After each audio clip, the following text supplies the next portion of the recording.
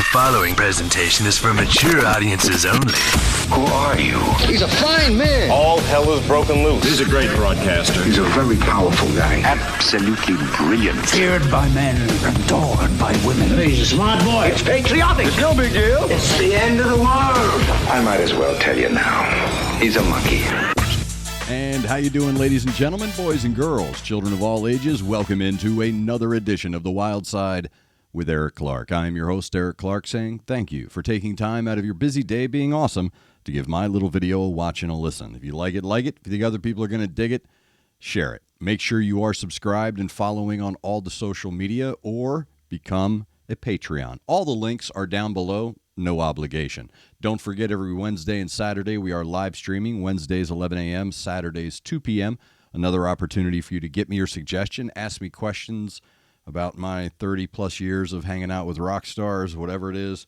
I like to tell stories. So every Wednesday, 11 a.m., Saturdays, 2 p.m., the gathering of the CONCURPAs. If you are going to shoot me a suggestion, become a CONCURPA. It's very easy. Just go through the comment section, give it a cursory glance. If you see your suggestion's already been made, all you have to do, below that original suggestion, reply with I concur and like that suggestion.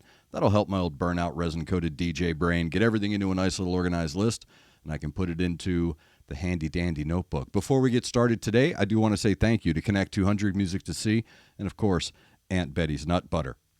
Without them, well, I guess I wouldn't be sitting here. Today's video suggestion is coming from Patreon member and original CONCURPA, Rich Neath. I say Neath, it's probably Neith, and I'm probably saying it all wrong, but he has been very generous to me and my family, and he has been very helpful and influential in just being a friend. So today we're taking Rich's suggestion, and we're going back to Wacken 2013, and we're checking out Nightwish, She Is My Sin, live here on the Wyldeside. Here we go.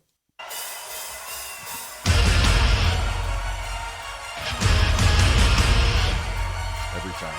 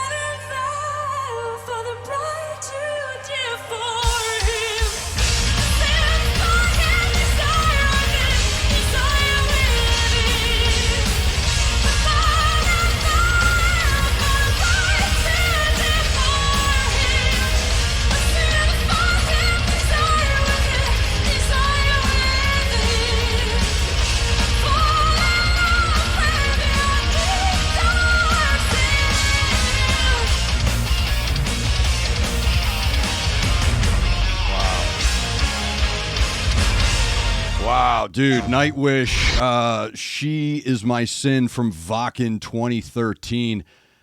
Again, man, I've said it before, and I'll say it again about this band. It's absolute cheat code. It is absolute cheat code. You have one of the most brilliant composers of musical layers you're ever going to hear in modern music, and he is surrounded and supported by absolute masters of their craft. And it's not fair that this guy Tuomas has had the ability to have Kai and Yuka as his drummers, because this is the Yuka Empu show right there.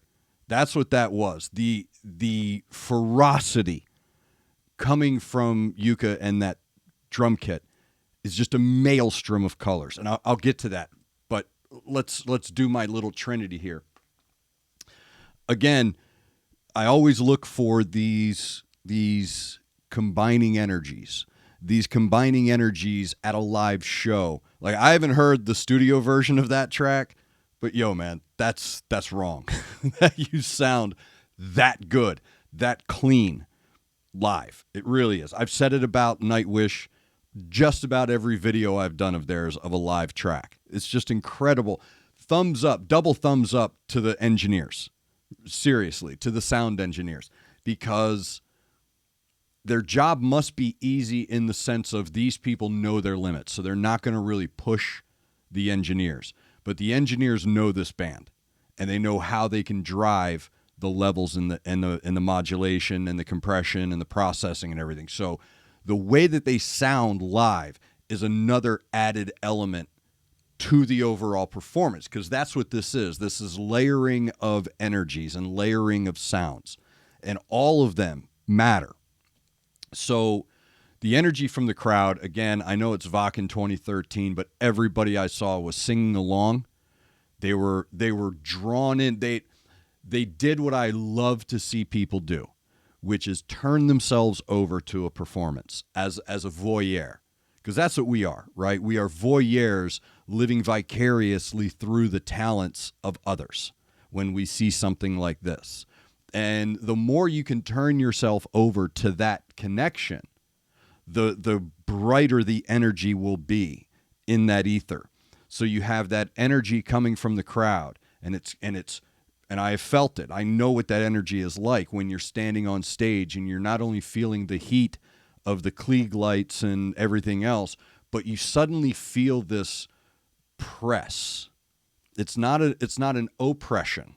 All right, it's an impression. You feel the energy from the mob. You really do. And sometimes that energy can be, I've had not very good energy. So I like to see the collision of the energy from the crowd and the energy from the band meeting in the ether. And what does that create? And as always, I don't know if he's doing this on purpose, but he knows, Tuomas and Nightwish know how to draw people in through the ear. And then you put Floor Jensen up there. And I've said this before, and I'll say it again.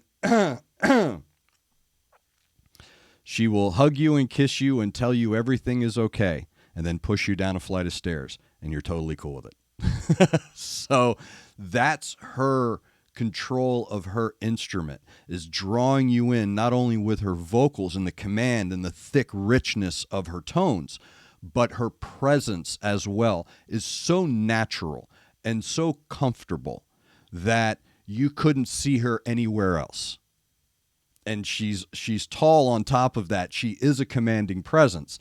And then when you put her on stage with the cacophony of perfection around her, and it creates this energy, right? It creates this separate tone to the music.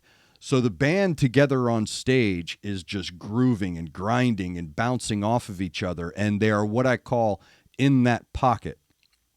Anytime I've seen Nightwish play live, their ability to fold into a pocket and stay there and still look very cavalier about it. They have that cavalier disposition of performance, yet what they're creating is intricately monstrous. So it's really cool how they play that off, and they play off of each other. And the whole time, they're in that groove. They're feeling the same energy. They all have that similar connection to what they're doing. So they are all on the same page is what you're looking at. One of the things about Nightwish that I bring up a lot, and this is not in a pejorative tone, everyone knows their place within the energy. It's very, very hard to see that.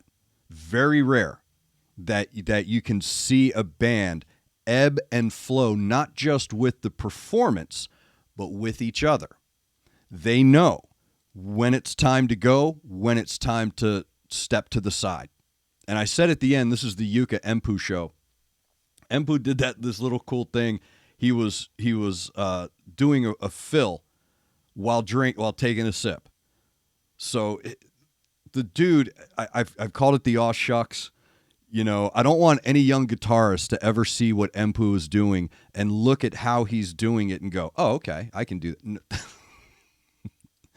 This dude is on a completely different level when it comes to capturing the perfect tone for a song.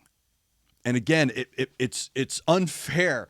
It must be unfair to other musicians to think that Tuomas has a stable like that he can pull from one individual 50 different tones that other musicians, other writers, other producers, other composers would have to find various people to fill. He has that one. He has that trusted junkyard dog of perfect guitar tone. That is Empu. Whatever it is, whether it's gothic metal, whether it's symphonic metal, whether it's progressive blues bass, progressive rhythmic, whatever type of overall composition that Tuomas is creating in his head, Empu is able to create the matching tone. And as a creative, it's very hard to turn that trust over to someone else. But this is seamless. This is natural. This is so organic, it's orgasmic. The way that they, again, ebb and flow and allow each other their space within the creation, including Tuomas. Once again, this Mike Oldfield tone that I'm hearing, now that I've picked it up, this John Carpenter Halloween horror movie, lurking, impending, very under the surface harmony that he's creating with the keys. It's a bright darkness. I know that doesn't make any sense. I know it really doesn't. I'm trying. I really am, because it's so much sensory overload when you listen to his creations and the layers excuse me, that are involved in his creations. So even Tuomas is allowing himself to ebb and flow within his own creation. So when it's time to bring those keys in and really drive the thread between the vocals and the bass, and then the guitar and the drums, to thread all of them together with that key tone, that harmony that he's creating with his keys through the song, he knows how to ebb and flow within that space as well. So it's just an incredible amount of layering that's going on here. And I said that it's the Yuka and Empu show, but really, dude, watching Yuka play the drums, what did I write down? It's savagery, but it's not. It's a controlled chaos. You don't feel his ferocity. You feel ferocious. Okay? Once you align your rhythmic core with what he is doing on those drums, as soon as you turn yourself over to that double bass roll, you're in it. And what he does for that entire track, even that breakdown at the end, when she came in with those perfectly controlled, thick, rich, high-end, high-register, beautifully delivered harmonies of Floor, this impending savagery was bubbling under the surface. When I watch him play drums, I'm not a musician. I do try to pick things up. I do try to learn from you guys. When I watch him play, I don't think it's polyrhythmic. It's almost dual wield. It's like he's dual wielding pistols is what he's doing in a video game. Because I'm watching one hand. I'm watching his right hand. And his legs are just running a marathon. Between the cymbals and the bass kicks, he is just absolutely just running up and down stairs on these pedals. But I'm watching his right hand, and I think I just picked it up today. I'm watching his right hand, and he's using one hand to hammer. But if you look at the other hand, so he's holding one drumstick like this, and he's pounding, right? But the other hand, he's holding the drumstick a little more free.